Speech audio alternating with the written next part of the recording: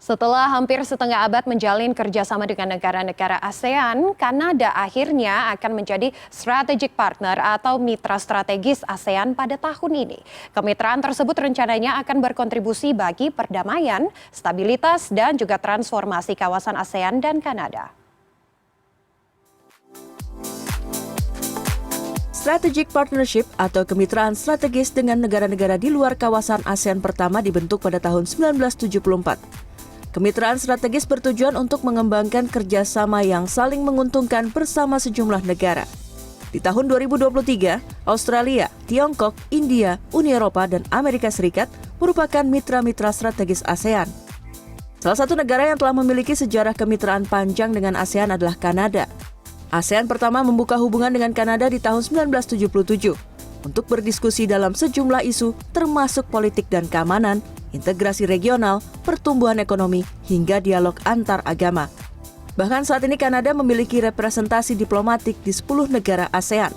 Namun hingga kini status Kanada bagi ASEAN masih sebagai mitra berdialog dan bukan mitra strategis. Do you think that the relationship could soon be elevated to strategic partnership? What do you think about that? I like her question. Thank you. Thank you for asking this one.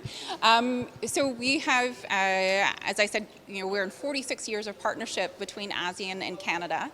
And I think it was last year at the Leaders Summit, our Prime Minister Justin Trudeau was in Cambodia for the ASEAN Leaders Summit. And it was there that ASEAN leaders committed to establish a strategic partnership with Canada.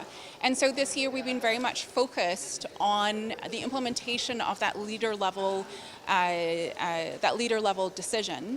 And I was very pleased, I think it was at the 42nd ASEAN Leaders Summit back in May, where leaders came together and agreed that strategic partnership with Canada should be launched later this year at the ASEAN Canada Summit. So I think things are looking good, and I think it reflects the interest of Canada and the recognition, I think, by both ASEAN and Canada that more Canada in ASEAN is a good thing and more ASEAN in Canada is a good thing.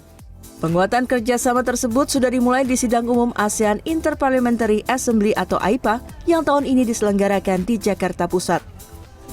Dalam sidang umum tersebut, ASEAN dan Kanada bertukar pengetahuan dan praktek dalam mengatasi kebakaran hutan serta pertukaran profesional untuk staf pendukung parlemen. Right, so CFLI has always been very supportive to the initiative. I mean, this is not the first time that they actually assist us. The first project that we actually did with them is to actually come up with our strategic plan.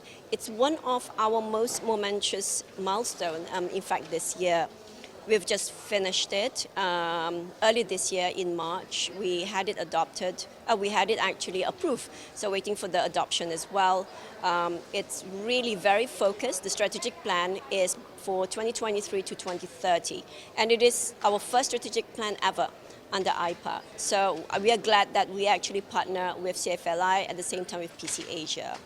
Now, sebelumnya dalam pertemuan tertutup, Menteri Luar Negeri Indonesia Retno Marsudi menyampaikan ada dua area kerjasama yang harus diperkuat antara ASEAN dan Kanada ketika sudah menjadi mitra strategis.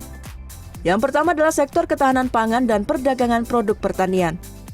Rencananya, finalisasi kemitraan strategis ASEAN dan Kanada akan ditetapkan di sela-sela KTT ASEAN ke-43 yang akan digelar September 2023 di Jakarta. Karmel Mursalim, Wahyu Ramadan, Jakarta.